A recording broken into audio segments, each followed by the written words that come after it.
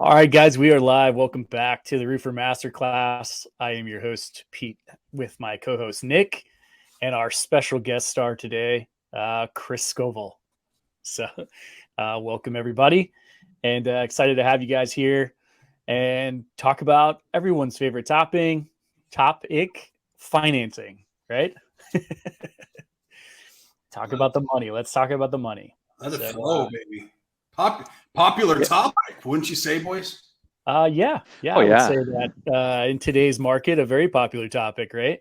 Probably more prevalent now than ever in the roofing industry as far as helping us complete sales. So great timing, I think, on this. We're out to kick the season off. We got some roofers getting ready to go and get the season going, and possibly already offering financing, possibly not.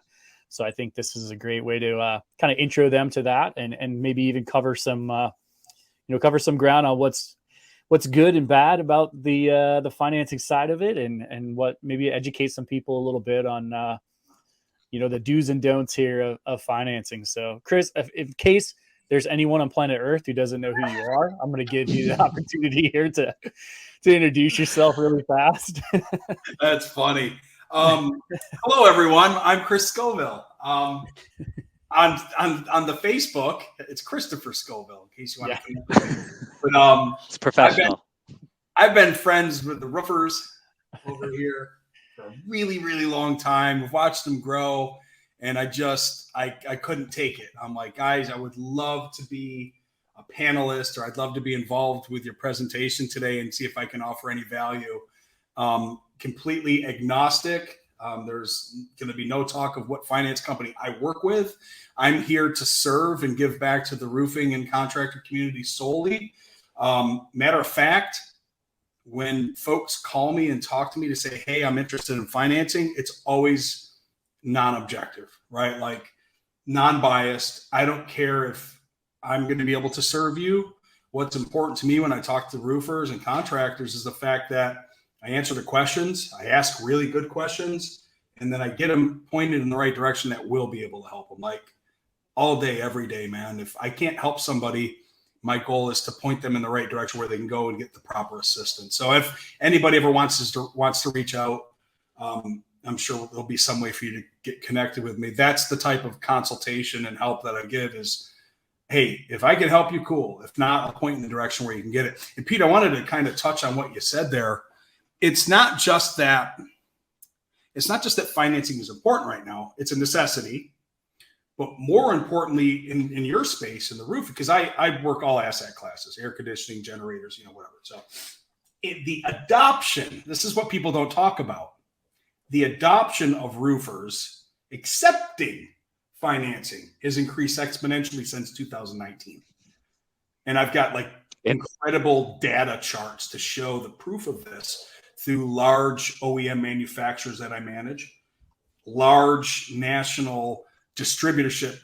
I could show you the numbers of adoption. It's staggering month over month. We knocked on roofers' doors for years saying, hey, guys, you need financing. And they're like, nah, man, I work storms. I do restoration. All my customers pay cash. Sure they do, right? But now we're like, we need help. Our customers don't have any money for a deductible, right? They might need deductible financing. They don't have any money for a $1,500 repair. They certainly don't have money for a $30,000 metal roof. Like, how do we go to market and help these people? So finally, the adoption rate for contractors needing this now, it's unbelievable. So I'm so glad there's so many great finance solutions out there to help them.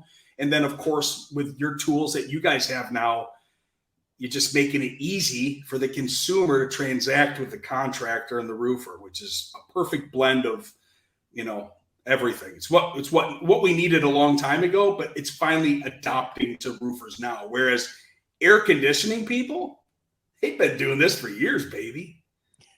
Like, seriously, I tell roofers all the time, you want to learn how to have a good offer? Like, what's your offer to attract people?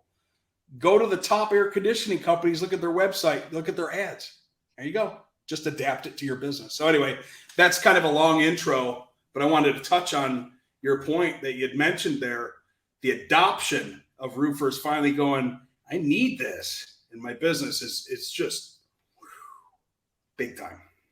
Well, and that leads right into what would be my first question right out of the box. And that's, 6 years ago when I came into this industry, I could think of like maybe one or two names that would pop up, like when you talk to contractors, there was like two financing companies that people used. And there was, every once in a while you'd hear another name come in, but there was like really one big guy I remember that would come up over and over again.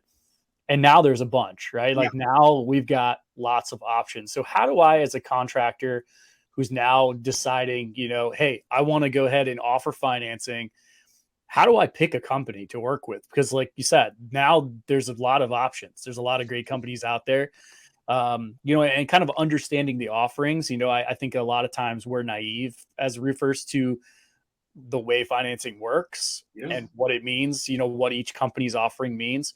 Or even the difference between the companies, the difference between a Enhancify or a Hearth and a Service or a Moment, right? Like there's all these different companies with all these different offerings. What does it actually mean? So I think the question is, how would somebody determine which particular lending institution they want to work with and the reason why? Like, why should I choose this one over this one? Yeah. Yeah. So I think you have to do the approach as you would with anything. It's business, right? So first you have to identify them.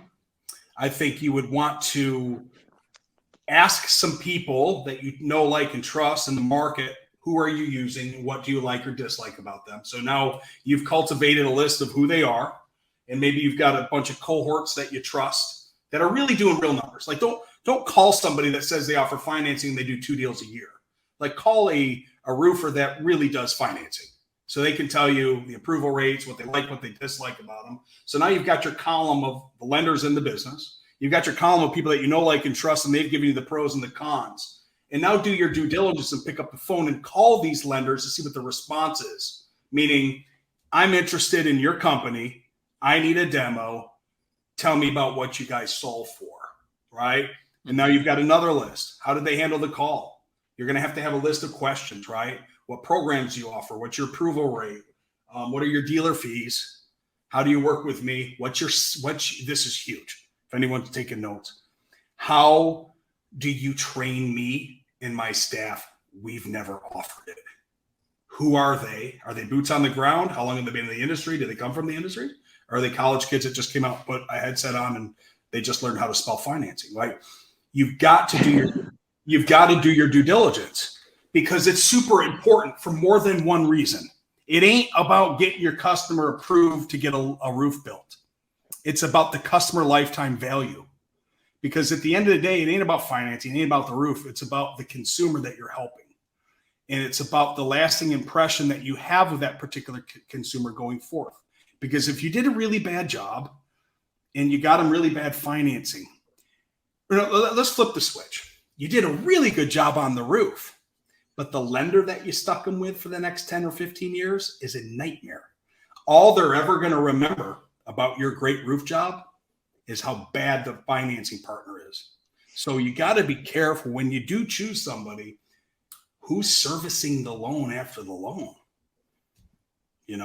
Where am I sending my payments? Who is it? Are they going to be out of business in a long time? You know what I mean? Like, there's a lot of things to ask, but I think it's super important that the roofers find out, if they've never offered financing, who's going to train me and my team on how to sell this thing at the point of sale, right?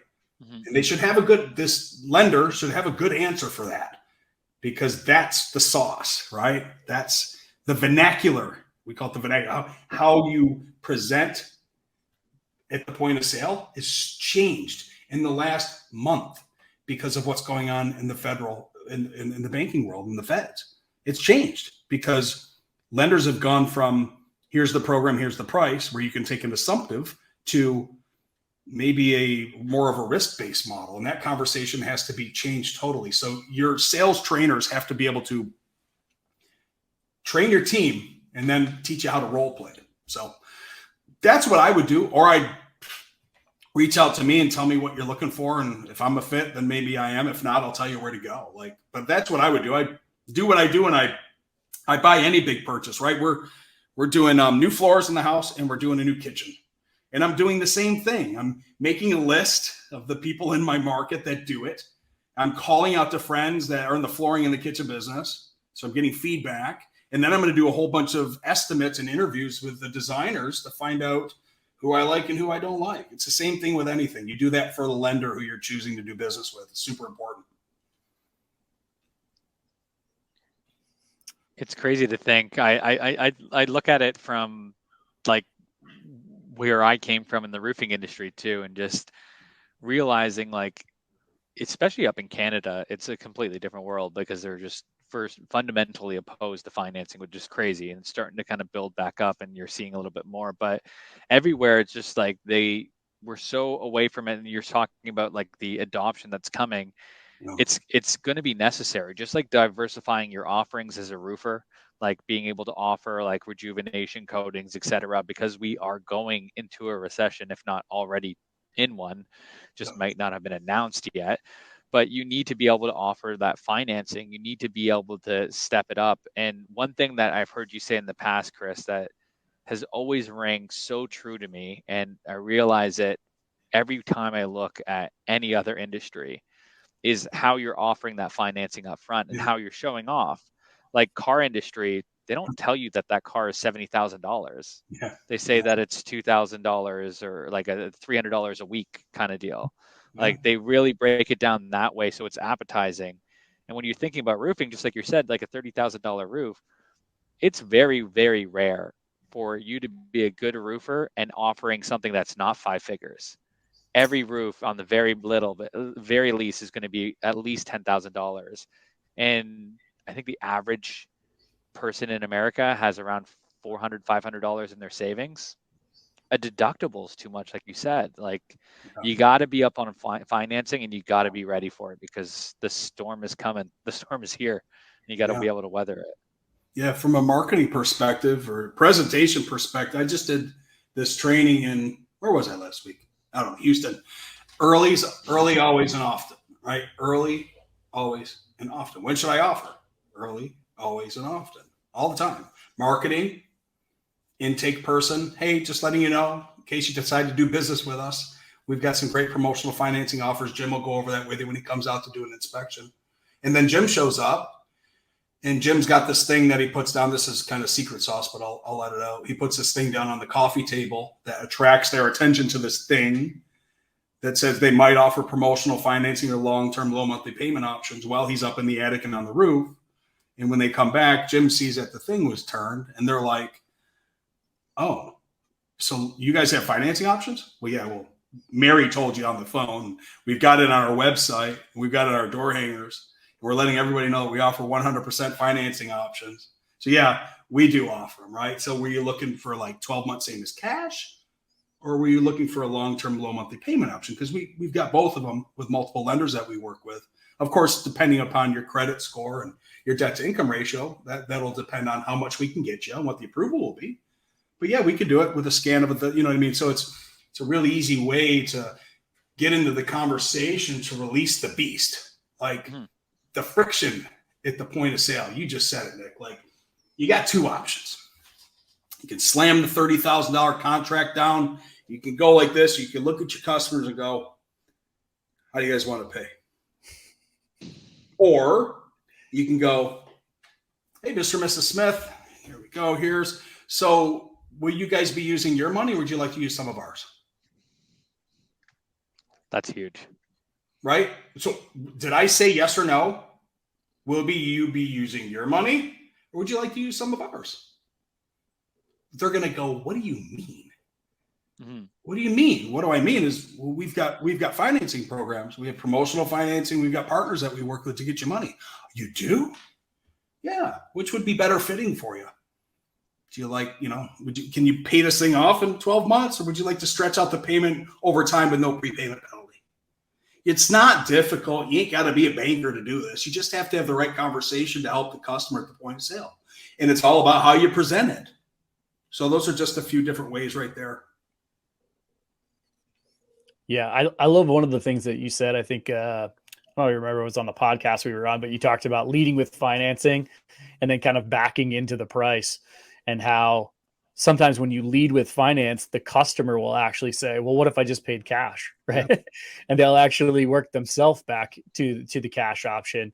You don't even have to do it. And you don't, like Nick said, when you go to buy a car, they don't even tell you what the gas price is. They just lead with that financed price. Right. So, I think that's something that we often kind of miss, right? Like it's a tool, right? It's another tool that you guys can use to complete this sale, right? And what I love about it too is that financing gives you the ability to potentially upsell very easily. Yep. Right? When you come back, hey, let's see if we get you financed. Hey, look at this. We got you financed up to this. So like we have, at Roofr, we have a multi-option quoting feature that allows you to quote multiple, trades or multiple options along with the roof, like, hey, roofing, siding, gutters, roofing, gutters, windows, whatever, however you want to do it, and then that way, once you get that financing, you can go back to them and say, hey, not only can we do your roof, but maybe we can slide your siding in here too. Like you've got this financing to cover both. Yeah, I got to interrupt you. This is so appropriate. You just literally, you just ding, and I'm just fucking dying over here. So I mentioned that I was doing flooring in the new kitchen, right? I didn't tell you how I got there. I didn't just wake up and go, I want to go spend $75,000. I didn't do that. Let me tell you, and this is good. This will tie back into what you just said as far as, max approval, right? So my wife is a nurse, and she came home Friday and she wanted to make us a homemade pizza. So she goes to the oven, and it's the dough, and she cooks it, and then she goes and puts the toppings on it. She puts it back in there to finish out. She comes back 30 minutes later, and she pulls it out, and it's burnt. Like on the top, it's burnt. I'm like, and of course, as a good husband, I ain't going to say nothing. It looks great, honey, I say to her. We start to cut it, and it was all blue on the bottom. It wasn't cooked. My oven's broken. So I'm like, no problem. We'll go down to Lowe's or Home Depot. I'll grab one, and we'll slide it in there. We'll have a new oven. Well, guess what? The counter is granite, goes over the top of this drop-in, totally custom, and I've got 28 inches. I need 30 inches. I need new cabinets. So great, cool. I went from $1,000 replacement, and now I've upsold myself, like what you just said, and now I'm going to get a kitchen. So I've just upped myself from $1,000 sale to a $25,000 sale. I'm going to tie this all back in, folks. Stay with me. So as I'm sitting there on Sunday, super upset that I now need to spend $25,000 on cabinets, I'm looking at my floor going, I'm not putting cabinets on this old tile floor. We're going to put a new floor in. And because it's Florida, we do the whole house.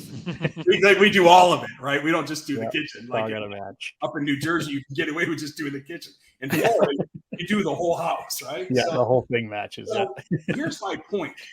I'm a buyer. I'm a customer. I'm buying something, and I'm upsold myself to the cabinets. And then I just sold myself to the flooring. How and why did I upsell myself? How? I'll answer. Financing. I'm already approved for $200,000 home equity line of credit. Let's reverse that. If I only had $25,000, would I be sitting here looking at my wife going, hey, honey, let's get a floor? It wouldn't have even come into my mind because I only have $25,000. That's this is gold. I hope that people are listening to this. Financing in a low monthly payment will allow us to get what we really need and want. Mm-hmm. I don't have to have it. This is not a grudge purchase. This is I need and want this thing, right? I can get away with a broken oven. I'll use an air fryer, right? Like the financing is allowing me to upsell myself from 1,000 to 25 to 75 because I have a finance approval that I'm sitting at with a max approval. Take that lesson in financing and take that, put it in your roofing business, because you may be showing up to do a repair. And once you get up there, you're like, shit, this thing really needs to be replaced.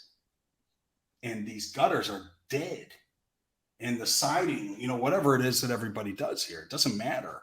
And if they get approved to X amount of dollars with whatever lender you're doing it with, mention it. Hey, the payment for the $10,000 roof is $96. If you'd like the super duper gutters, the payment's going to be $125. And if you'd like the siding on this thing, it's going to be $198. Good, better, best. Click, approved.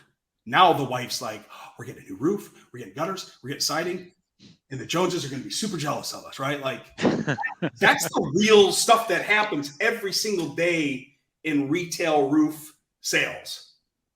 Even restoration, when you're doing upgrades and lump sum, you can use financing for deductibles. You can use financing for the insurance project plus upgrades. You can use financing, just like Pete just said. It's just a tool in your tool belt to help you get the damn job done. So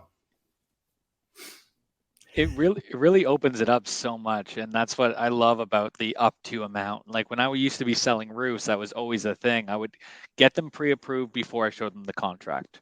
Like I would give them an idea of what we're looking at, like an estimate kind of like range.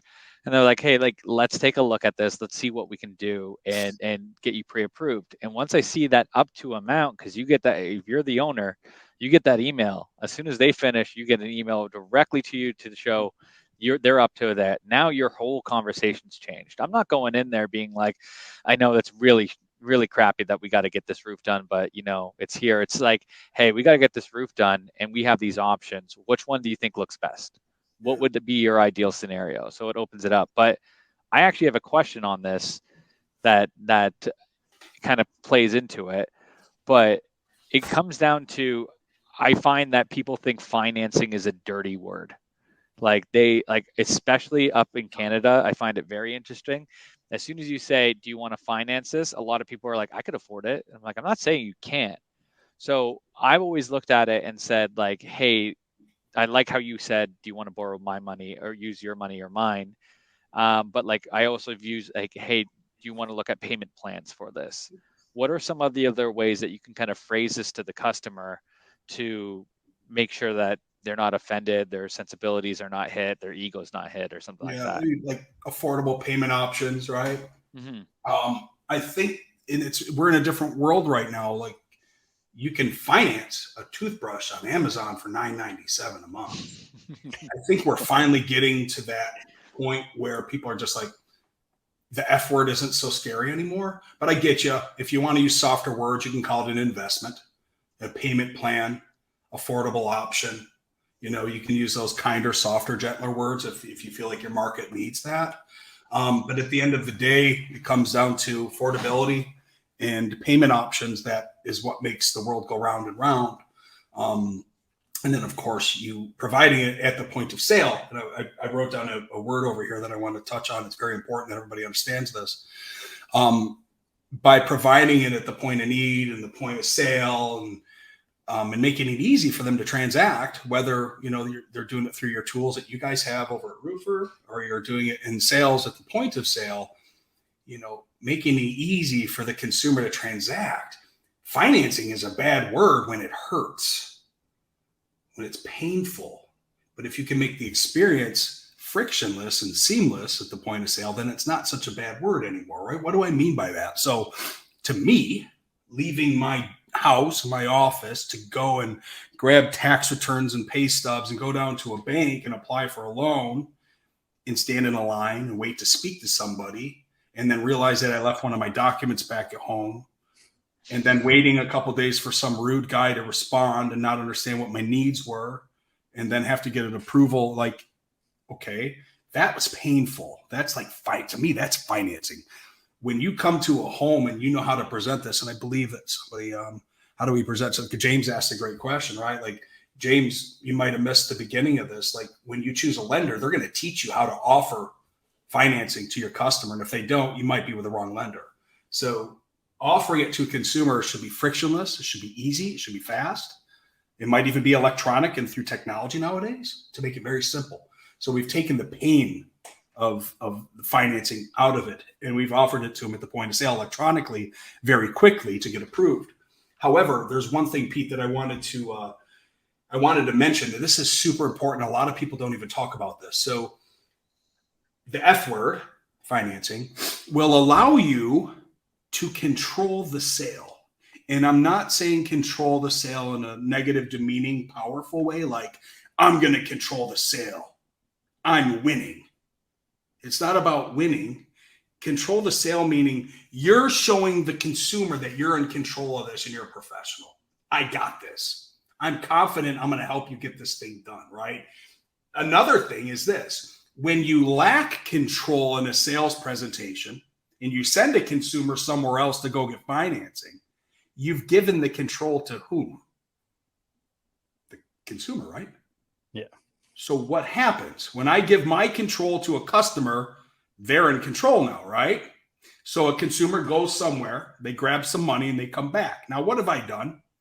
I've given up control and I've turned my customer that needed financing into a cash buyer. And the peacock feathers come out and they stand differently, and they do a few things. They have cash. They're going to want a cash discount. They're going to call your competitors and get 3 more bids because they know after your presentation, you know what model, make, and everything's wrong with your roof. And all they got to do is go out there and find somebody that can do it just $300 less. Mm-hmm. And they might hire them because value, you're tired. Just value went out the fucking window. Oh, you guys may have to edit that.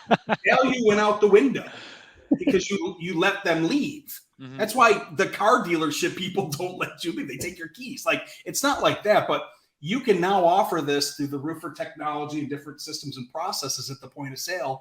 Keep control. Let them know that you're in control. Help them. Make it frictionless. Make it easy. Not send them to a bank. Don't turn your customers into a cash customer because you're going to lose them or they're going to ask you for a discount. Good luck, because when somebody comes to you and it's a $10,000 job and they go and they got $9,500 and you're thirsty because it's the end of the month, you're going to probably take a $500 hit. It's true. I see it all the time. We had, I was talking with a customer yesterday about this in one of our demos. Is I don't like giving discounts, and I have to do that to keep up with like the fly-by-nighters near me. And Pete, you said this a while ago, but you know how you beat fly-by-nighters is showing value, is doing all the regular stuff that you normally do, but it's offer financing. So if they want a discount, be like, well, how, like, I understand that $9,500 is expensive for you, but how does $300 a month sound? Or let's break that down to a day. Like, how does $18 a day sound?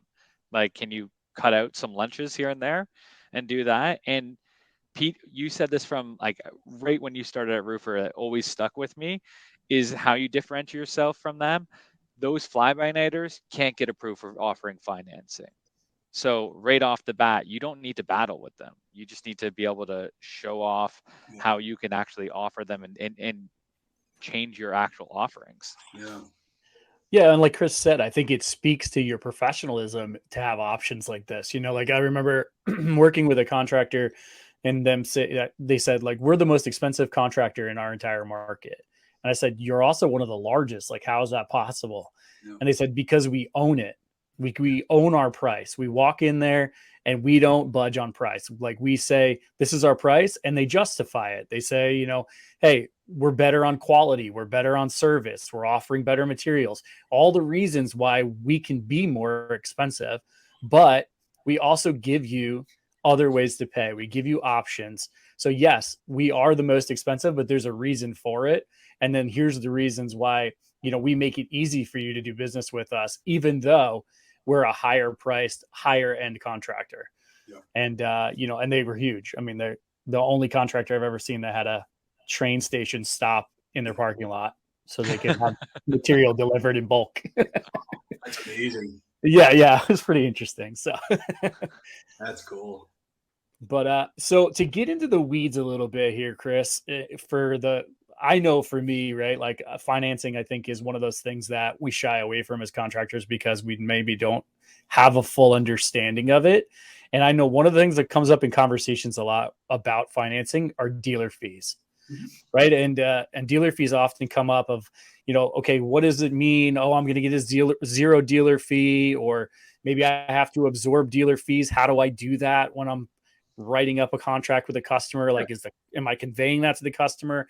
Am I being forced to eat it? Like, what's the case there? So speak a little bit about dealer fees and what that means from a contractor standpoint. Great topic. I love it. And folks, anyone here, I don't know what the questions are. So I love this stuff. Like my format, baby. So, and I believe somebody actually asked about dealer fees being high. So here's the story, right? Money costs money, right? So they got to buy it from somewhere. Then they got to bring it into this institution. Then the institution's got to give it to you. Then it's got to go to the customer. Then it's got to come back. And then it's got to be serviced, right? So money isn't free, right? So programs that lenders have, and I'm being agnostic, not specific, promotional programs with payment deferred, same as cash, equal pay, no interest, hybrids, and then short-term and long-term fixed are all programs that are offered from finance institutions. Those are different programs with different rates and different terms and different qualifying things, and they're just all different programs and products. Products, which financing is a product, as we said before, it's in your toolbox. It's something that you show up to get a job done. The products cost money. So you as a contractor get to decide what products you want to offer to your customers, right? So there's 80 products that we offer. And you go in and you go, I'm going to offer those 4. And those 4, just like any product that you sell, cost something. Who knows? Who gives a shit? Let's just say it's 5%, right? Because this nail is 5%. This nail is 3. This one's 2. This one's 1. And this one's 0. There's my 5 products. But I have to build this product into my roof to sell the roof. So because it's a product and it goes into my roof, I need to do what? Well, I need to account for the cost of the product that goes into the total contract price. It's called the margin. So if I'm going to offer 5 products and the max dealer fee is 5 and the lowest one is 0, I'm going to just simply build in a 5% margin to my retail book. So if today I'm selling roofs at 10 and I don't offer financing, and on Monday I go to market and I offer financing with those 5 products, I'm going to just sell my roofs. Let's just call it 10.6, 10.5. Who cares what the number is, right? I built a margin into my retail book. I don't even have to, my sales guys don't need to do math. I own the company. I decide what we sell roofs for. I know what the product of my nails are, my 5 product things that I put to marketplace. I changed my retail book. My retail roof now is not 10, it's 10.5. So as a sales pro, I can show up to the consumer and say, hey, you want to use your money or do you want to use some of ours? And they go, what do you mean? And like, well, we've got some programs over here to help you afford this thing, to get it done for you with no prepayment penalties. You can pay it off whenever you want. Would a 10-year or 15-year be good for you? You know, because if it's a 15-year, the payment's going to be lower than the 10. And I can really kind of do whatever I can do to help you by putting it here and scanning your driver's, you know, whatever the process is. The price of the roof is $10,600, whether it's cash, credit, or financed. There's no negotiating. Right. It's 10.6 because I built a 6% margin in there. So if they choose a program that costs 5, I don't care. They choose a program that costs 0, I made 5 from 6% more. Okay. So that's the proper way to look at a dealer fee from a business perspective to a sales perspective, that you can't adjust contracts anyway. Oh, you're paying cash? Cool. It's $10,000. Actually, I decided to use your financing. Sorry, I lied. It's not $10,000. It's $10,500. You can't do that. So when you go to Macy's to buy your wife a purse, and the purse is $1,000, and you go to checkout, Macy's is a mall, guys. I don't know if you have those in Canada. So you go to check out with the $1,000 thing. You lean over the counter and you look at their bill and you go, I'm going to pay you cash today. And she goes, I don't care. It's $1,000. Like, it doesn't matter if you're paying cash or if people still use checks at Macy's or use credit card. Fine, it's still $1,000. Like, they don't negotiate. They don't give cash discounts at Macy's. So why should a roofer show up and go, here's your price, it's $10,600. It's $133 per month. Or if you're financing, it's $10,600. Like, sorry, someone's calling me. So you follow me? The easiest way to explain this, dealer fees, is just that. Financing is a product. It costs money to offer it to help your customers afford more stuff, and you sell more and make it easier so everyone does a really good job. Your owners should select product menu, figure out what the mean is, the average of the dealer fee, zero cost to average it out, build it into the retail pricing, go to market. Cash equals credit always. There's no cash price. There's no finance price. It's just the price. Now, if your consumer says, hey, Pete, I'm going to give you cash. Can you give me a discount? You're thirsty and it's the end of the month and he's got the cash in hand. You can say, I can knock off $300. I can make it 10-3. If you give me a yard sign for 90 days and you give me 3 referrals from church or work, I can take $300 off. That's 3%.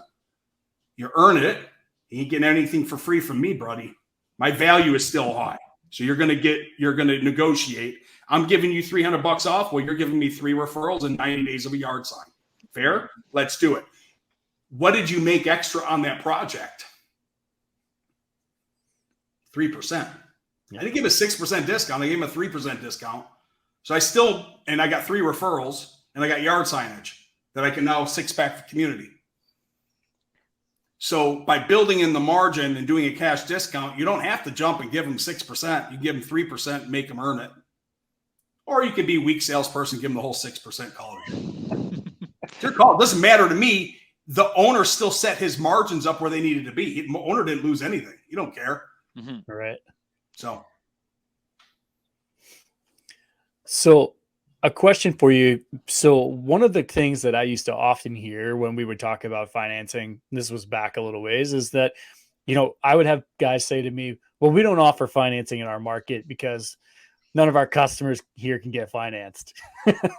Right? Like based on where, their clientele, there were people that just didn't feel confident in offering financing because they thought it would just create more of a problem. It was just going to create friction because they would have a lot of denials. Right. So how important is it to potentially have a first look or a second look lender or possibly multiple lenders that could, get you in a situation where maybe you could get more people financed?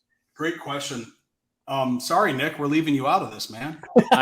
I'm just so invested in this because I can't wait to tell every single one of the roofers I talk throughout the week to not only watch this later, but also I'm stealing so many lines. I'm just absorbing right now. Pete, great question, brother. So here's the deal. I know the market. I've been doing this 26 years. I was on the phone with a guy today and I said, I can't help you, brother. He's like, what do you mean? I said, I know where you live. You told me what zip codes you're selling in. Guys, I couldn't help them. I know the weighted average credit score in the nation is 765 at the lending institution that I work at. All right. So I pointed this gentleman to a group that goes down to a 500 credit score because I can't help him. There isn't one thing I can do for that guy. I also know there's a place in Texas that I can't help them either. So to answer your question, yes, I believe that contractors should always have some type of a finance solution. Add prime, non-prime, subprime. I'm not saying that you need to have 5 partners. Have a couple prime lenders and have somebody that buys deeper. Now be aware, a buy deeper program, number one, that money's really hard to get right now with what's happening in the United States, okay? With the credit crisis and everything, the defaults and the way that lending is going right now, it's tightening up. So getting somebody approved at 500 is difficult, and that rate is going to be very dangerous. So be very careful. I think that the better way to position this is from a sales perspective. How do I, when I show up as a consultant in a home to sell something in the home improvement space, soften the blow to find out what type of customer I have so I can guide them to the solutions better? Now, I always believe that if you act as a consultant and act like you're trying to really help somebody, you ain't being a salesperson. So Mr. and Mrs. Smith, we've got some finance companies over here that we work with, and I want to help you. Now, those finance companies over there, now I'm taking it's a takeaway. I'm not the bad guy. Them finance companies over there, this one over here is a prime lender, and they kind of work with people that have really high credit score, and they got some cool promos and stuff. And then this lender over here, they kind of help some people that might have gone through some credit challenges. So listen, I want to take you to the right lender. So on a scale of 1 to 10, just so I can make sure that we get you to the right bucket, how would you rate yourself? 10 being the best. And you soften the blow. And now they're like, oh my God, this guy wants to help me, right? I'm not being a salesperson. All I'm doing is consulting to find out, is this person sitting on a $599? Are they sitting on an $835? Because I don't want to run their credit here, and I don't want to run their credit there, and I don't want to run their credit there, because every time I run it, it goes down. I want them to know I'm here to fight for you and get you to the right lender so we can get you a solution right now at the point of sale. So give me an idea how to help you. Help me help you. I got an 845. I just bought a Lexus and I'm broke on a higher level now. That leads me to another thing. Never prejudge the automobiles in the home. Folks that have the Range Rover, the GMC 2500, and the Lexus out in the driveway are just broke on a higher level. Never prejudge who you're selling. Show up and help everybody equally, because you don't know about the rich aunt. That brings me to another point. If they get declined and they need that thing, you can use a non-owner occupied co-app. Maybe they got a rich uncle. Maybe their mom and dad are still helping them out. Who cares? Always try to help somebody. And if they get declined, that's when you ask the hard question. Is there anybody in your family or non-related that would be a co-app to help you out? You need this thing, or else your roof's going to fall into your house. That's such a big point there. Like, roofing at the end of the day, we've said it how many times, Pete? It's not a sexy purchase. It's not something in there. He's going to check out his Lexuses, guys. Plural. But it's not a sexy purchase. But it's something that's this necessity. That's why we're very much a recession-proof industry, because it doesn't matter what's going on. If the roof is leaking, you need to get it done. And I say it all the time too. Like, some people are very proud and very strong on, like, I'm with this financing company and that's it. And that's good. And you should always have a favorite. So someone that treats you well, gives you those kickbacks and everything else. But I've said it today. I said it yesterday. I'll say it every day that I'm on a demo is, who are you financing with? They'll tell me a name. And if it's only that name, then I'm going to say, well, if you're interested, there are other options out there as well, because I find customers are like snowflakes. Each one's different. That FICO score is there, and Chris nailed it right on the head. You're there to help. You're not there to win. So let's figure out which ones are there. Have your favorite, have your go-to, have the one that helps the most. But there's going to be those customers out there that can't do it, and that co-op financing thing is just it's gold. It helps out so much for that. Yeah. And I heard you from the other room. We'd call it a grudge purchase, right? So there's home improvements that are the sexy things that you brag about, right? Your friends come over and they're like, oh my God, your bathrooms and your kitchen and your floors, right? Unfortunately. Yeah. I was about to say, your kitchen and your flooring, right? Next time she says she's making a homemade pizza, I'm going to tell her we're going out. Right? For real. So, like, those are nice. Those are sexy. Oh, we got a pool. We got outdoor living space. Come on over. We're going to do the barbecue like Pete likes to do. You've got some ones that aren't so sexy. You've got the roof and you've got the air conditioning. Now, we need them to live. That's the beautiful thing for you guys, is that if they don't have the roof, they'll die. If they don't have the air conditioner, well, they'll die. But if they don't have the new flooring, they won't die. If they don't have the new kitchen, they won't die. So, like, your purchase, your stuff you guys are installing is way more important than the other things. However, it's a grudge purchase because it ain't sexy. You can't drive it around. You can't very rarely do you get up on a roof, take down over, look at that line. Mm-hmm. You know what I mean? You just don't get up on your roof, right? Insulation, exactly, Rasheed. So exactly. It's a grudge purchase. So you darn well better make that grudge purchase easy on them if you're doing retail roofing. So let's talk about, Chris, really quick. What are the biggest, you had a post on Facebook, right? Talking about how long you've been in the industry and the changes that you've seen. What have been the biggest changes that you've seen in the financing space, in the home improvement space over the last, well, I won't date you how long you've been here, but let's just say over the last couple of years, right? Over the last 10 or 15 years, what have you seen as the biggest change as far as, financing in the home improvement space? Right. From a contractor's perspective and a consumer's perspective, I think that technology is super important, right?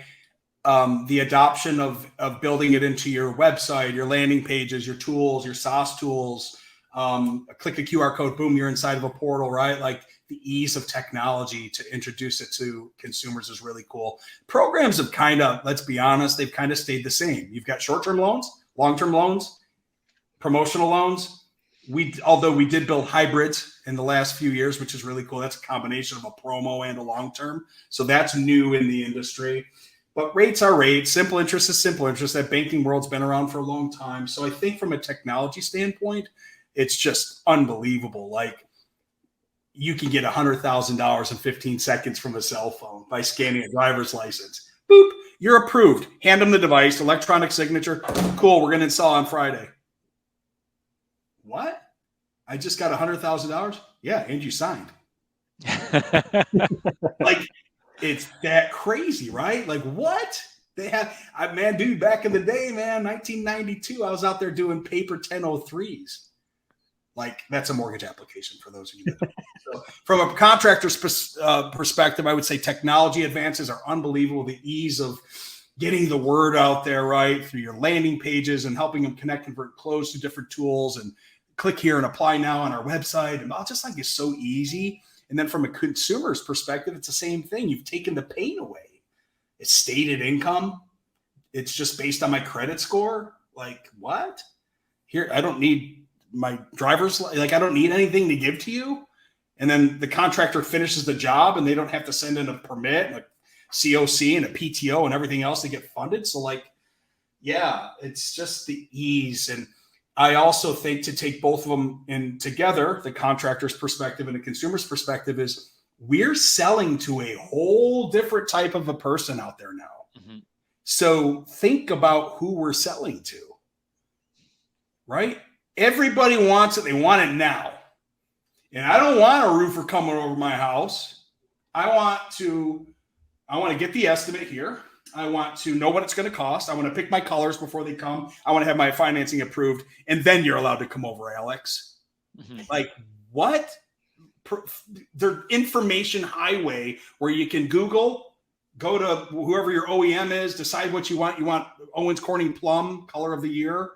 And, oh, my God, I can get financing right now. And then you call your contractor. Like, it's just, we're just facing a different type of a buyer. They're educated. They are fast. They make decisions fast. They're not, shopping around so much if you can make it easy for them. So if you don't do it and you're not staying up with technology and times, you're going to be left behind. And believe me, consumers are going to Google and they're looking for Roofr in 33441 and they're seeing who's popping up and they're going to the website and they might be looking for financing. So if you haven't got it on there somewhere to make it easy for them to see that you offer it, they're going to go down to the next one. And that guy might have up in the corner, 100% financing, click here. And it could be that simple, 100% financing, click here. And it just takes them to a simple financing page. Mm-hmm. Or instant estimate. Oh, I want an instant estimate on my roof. I can get an instant estimate from my couch. Yeah, that's the new world we live in. So you got to bring this technology to meet your consumers where they are. They're on their freaking couch, where I'm going to be in about an hour. And then my wife's going to be going, do you like this color? And I'm going to go to my wife. Just pick whatever you want, honey. I trust you. I love it. I got the financing, baby. Don't worry about it. I got you. Now, I think that answers James's question. Earlier he asked, how are you presenting it from like a paperwork standpoint? Or are you sending them to a website? But, James, like Chris just said, it's become so technologically advanced now that you can do it literally. You can fill out the app on your phone, right? Yeah. Or for the contractor, it's literally opening sometimes in app, while you're there. Hey, like I know, we used to have it set up to where all they had to fill out was their social security number. Everything else was already pre-filled. Mm-hmm. Put in your social security number here, hit go, and it'll tell you whether you're approved in less than 5 minutes, and it's just become such a simple, streamlined process now that, it's easier on the contractor. It's easier on the customer. Yeah. And, and it's quick. It's much, much quicker. John Curry just brought something up. I like this. This is great. This is so interactive. So John, thank you for bringing that up. Brother, man, I owe you a steak. Oh, yeah, that's a good one. here's the deal that nobody thinks about this. You guys should have paid me for this. This is crazy. This is crazy how much stuff I'm putting out there. Anyway, financing can not only help you land the deal, close the deal, control the deal, it can help you get paid. Now, let me tell you a true story. A guy over on, and I try to not leave name. I don't want to tell names. So a guy had a $60,000 roof project on the other coast of Florida. I live down in Florida. And he's like, Chris, we got a problem. I said, what's the problem? He goes, I got a difficult customer. I said, He's like, it ain't funny. I'm going to say, why? He said, it's a $60,000 project. I said, ooh. I said, well, why are you calling me, brother? And he goes, well, it's financed to you guys. I said, cool. Click the button. Oh, no. She's being difficult. It's easy. When it's funded, when it's time to fund, you click a button and you get the money. Well, the customer called in, and apparently she told the contractor, I'm not paying you. I don't like the way the end caps look, like something really stupid, guys. Mm-hmm. So I said to him, well, we don't need a closed permit to fund you, but do you have it? He goes, yep. I go, do you have the original contract she signed? Is it to spec and scope? He said, yep. I said, did you use company cam? And he goes, 264 pictures. I said, do me a solid. And I said, you got a closed permit. He goes, yeah. I said, send it all to me in an email. Just put it in a file. And he sent it to me, and I sent it to the underwriter. We paid him in 5 minutes. Here's the deal. If that deal wasn't financed with a reputable finance company, they might not have funded it. They might have made you go to mediation or court because she was being difficult. If the customer didn't use financing, was paying cash and holding back 30% at the end, you're taking a discount, or you're going to court, or you're putting a lien on. It's awful. Yeah. Here's a psychology. Now, look, you can't force a finance company like this. Like, they can pay cash and take their financing and not even ever use it. So there's no enforceable thing. Just because they have financing means it has to be funded. But here's the deal. When a consumer signs your contract on paper or on your tool or whatever it is, and then they come over to the finance company and they electronically sign their contract, they bought in. It's like leaving a deposit down on a car and you go for lunch and you change your mind. It's really difficult to go back to the car guy and go, give me my money back. When a consumer signs a contract to do business with you and you do the job and the job's installed, and then they've signed a finance agreement with like the 6th largest bank in the United States, there's a little thing that happens within a consumer. They feel this obligated, holy cow, like the bank's involved now, right? So financing can help you get jobs funded if you follow the scope and the contract and do everything properly. Now, look, if the roofer didn't put a roof on, the deal ain't going to be funded, right? They get funded once they're installed. So there's two sides to the story. This job was funded, installed, permit, to scope. Company cam pictures really help. This is not an advertisement for them, but let me tell you this. The underwriter called me after. She's like, wow, what was that? I said, that's company cam. It shows the pictures from the beginning, the middle, and the end. She goes, that was cool. Well, it showed that the project was absolutely perfect to scope. There wasn't a leg to stand on for this consumer. Mm-hmm. So we closed the job. We got the guy paid. And he called me back. He goes, that's why I work with you, Scoville, because you are here to work for me. And I said, you're right. You owe me a steak dinner. Anyway, that's how financing can help you get paid. Just a true story from the streets. I've heard that stuff before with other financing companies and stuff like that in the past where, yeah, like sometimes customers can be jerks. They could be holding out. They don't want to pay. They're going to find out the littlest thing in the world.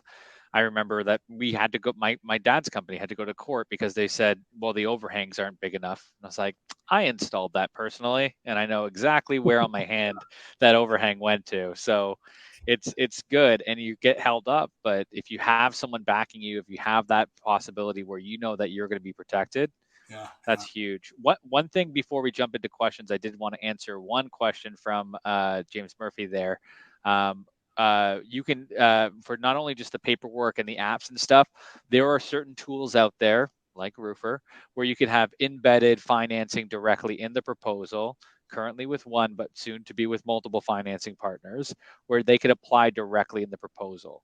So really look into not only the financing company that they're good for you, they're good for training and stuff like that, but they're good for like forward thinking.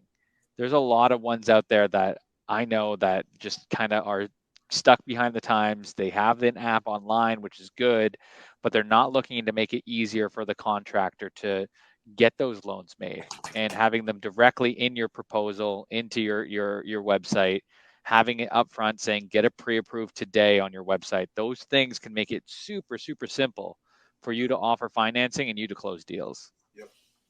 Cool. Well, cool. I really appreciate everybody jumping on. I don't know. Let's see if there's any questions we missed. John's got a quick question here for you, Chris, saying, does this handle deductible financing as well? I think we covered that earlier, but I know John was a little late. That would be a good question, John. That's lender specific. You'd have to ask your lender. We have a deductible only program. Be careful though with your lender. Make sure it's a no dealer fee program, right? Because you can't build margin into a deductible. Mm-hmm. So just be cognizant that it can't be one of those particular ones that cost X or Y, because the deductible is deductible. You can't add margin to it. Cool. Mike Ritchie's my neighbor. He's in Fort Lauderdale. I'm right up here in Lighthouse Point. Oh, nice. Well, I think you got your answer, Mike, on what's a good finance lender in Florida. Well, you can call me anytime, brother. You're in Fort Lauderdale. I'm in Lighthouse Point.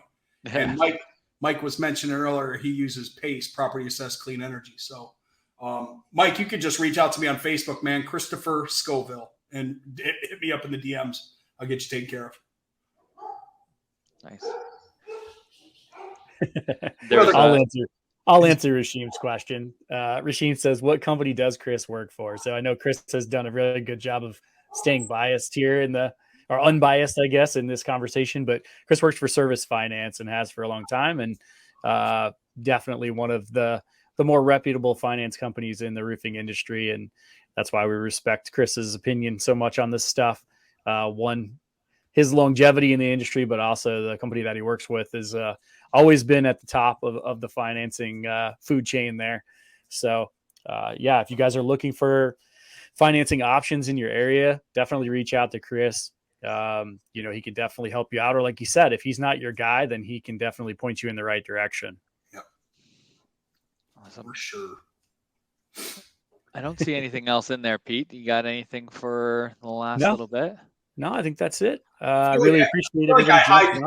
I feel like I hijacked your show. No, dude, this was one of the most informative ones we've had. So it's the amount of information that I talk to contractors all day. I talk about financing all day as well. The amount of information and tidbits I got from my team and my roofers that I talk to will be able to just really, really help out. So I can't imagine for the people who are in the chat how much that could help. That was huge. Cool. Awesome. Well, I love you guys. I love the culture and everything about Roofr. I mean, I still can't believe Richie hasn't hired me. But, that's we're putting a notice there. That's so funny. I don't know. It kind of makes sense. Yeah. It seems like it should say Roofr on the back of my thing, but hey, what do I know? What do I know? That's awesome. All right, guys. All right, Chris. Well, we appreciate you coming on, and hopefully everybody was able to learn some stuff today. I think we all were, but hopefully you guys picked up some good tidbits there, like Nick said, and we look forward to having you guys next time on the Masterclass. Thanks, everybody. James has got a quick question. Oh, who's got a question? James, when will this be available on the Roofr proposals? It's a great question. Yeah. Hopefully soon. Yeah. Hopefully soon. We have the groundwork laid in. We just need a little bit of other stuff. So we'll work on the back end for you, James. Yeah. I actually needed the answer to that because I got a guy that asked me that the other day. So I'll pass. We often get asked. So soon. So awesome, guys. Thanks so much for joining. Really appreciate it. Thanks for everything. And yeah, John, I'll get you that stuff out soon too. All right, guys. Thank you very much. Thanks, Chris. Appreciate you jumping on. Appreciate you guys. We'll talk to y'all soon. Bye-bye. All right.